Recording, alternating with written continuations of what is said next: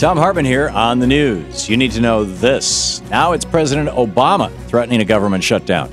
House Republicans are breaking a deal reached between Congress and the White House over spending levels for next year's budget. Last year, to avert a government shutdown, both sides agreed to set funding for discretionary spending at just above $1 trillion. But now, under pressure from the Tea Party, Republicans in the House are trying to cut deeper. And under the Paul Ryan budget, have pledged to gut social welfare programs and cut discretionary spending well below that $1 trillion agreed-upon mark.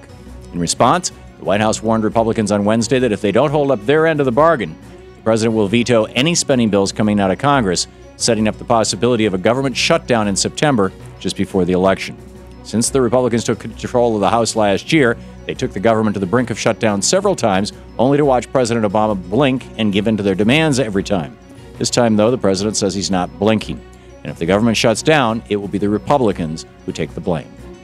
If you like seafood, you're screwed. Nearly 2 years ago to the day of the BP oil spill, the long-lasting consequences the scientists feared most are now coming to the surface. Scientists studying marine life in the Gulf of Mexico are discovering alarming rates of deformities in fish, shrimp, crab, and other marine life. That includes eyeless shrimp, fish with sores, and crabs without claws. Scientists are also concerned about depleting coral in the area. Between the toxic crude that gushed out of the well for 3 straight months and the dispersal chemicals that were dumped into the water to break up the oil, it's no wonder that marine life is mutating. As marine scientist Dr. Jim Cowan said in an interview with Al Jazeera, "In my 20 years working on red snapper, looking at somewhere between 20 and 30,000 fish, I've never seen anything like this. 40% of all the seafood caught in the continental United States comes from the Gulf of Mexico." Something to think about next time Republicans say we can solve all our problems with drill, baby, drill. In the best of the rest of the news, in 2008, Wall Street got bailed out and homeowners got sold out. And now it's the children who are the biggest victims of the ongoing housing crisis. According to a new report from the First Focus and the Brookings Institution, more than 8.3 million children are facing the direct consequences of home foreclosures. Already, more than 2 million children have seen their homes foreclosed on since 2008, and another 6 million children are at the risk of being foreclosed on any day. In California alone, more than 500,000 children have gone through the foreclosure process, seeing firsthand what it's like to have their home taken away from them. Families that are foreclosed on having a higher risk of living in poverty, and children growing up in poverty, as nearly 16 million children currently do in the United States, are far more likely to drop out of school and commit crime.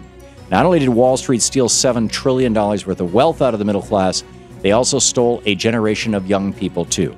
And yet, still, not a single bankster is in jail.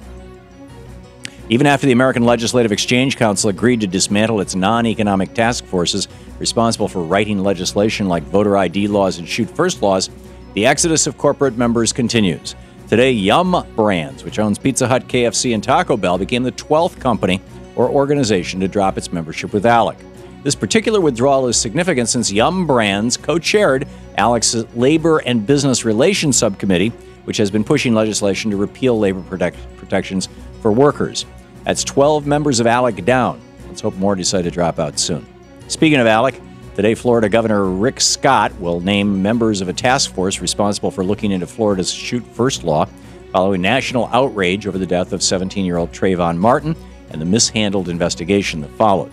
As Governor Scott said last month, after listening to many concerned citizens in recent days, I will call for a task force on citizen safety and protection to investigate how to make sure a tragedy such as this does not occur in the future. It's unclear if this is a PR stunt by this radical right-wing governor or an honest effort to assess the risks associated with Shoot First laws. But if it is an honest effort, then he doesn't have to look much farther than the numbers. In 2004, the year before the Shoot First law was signed by then-Governor Jeb Bush in Florida, there were 31 so-called justifiable homicides in that state. But by 2009, 4 years after the law was signed by Jeb Bush, the number of so-called justifiable homicides had spiked to 105. It's pretty clear. Shoot First laws don't make us safer. They just give cover to the trigger-happy and paranoid among us. Oh, and they also give legal cover to corporate gun sellers like Walmart. And finally, irrelevant, conservative rock star Ted Nugent at a meeting with the Secret Service today. Nugent drew the attention of the Secret Service when he recently said, "If Barack Obama becomes the next president in November again, I will either be dead or in jail by this time next year." Presumptive Republican nominee Mitt Romney has enthusiastically accepted Ted Nugent's endorsement, and neither he nor leaders in the Republican Party have offered a full repudiation of Nugent's threats against the president.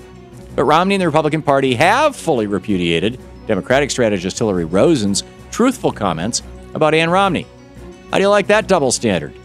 Make a comment about how the Romney rich don't understand the economic troubles of the poor, and the Republican Party reacts like the world is on fire. Make a threat against the President of the United States, though, and if you're a washed-up rock star, it's just no big deal, at least from the Republican point of view. And that's the way it is today, Thursday, April 19th, 2012. I'm Thom Hartmann on the news.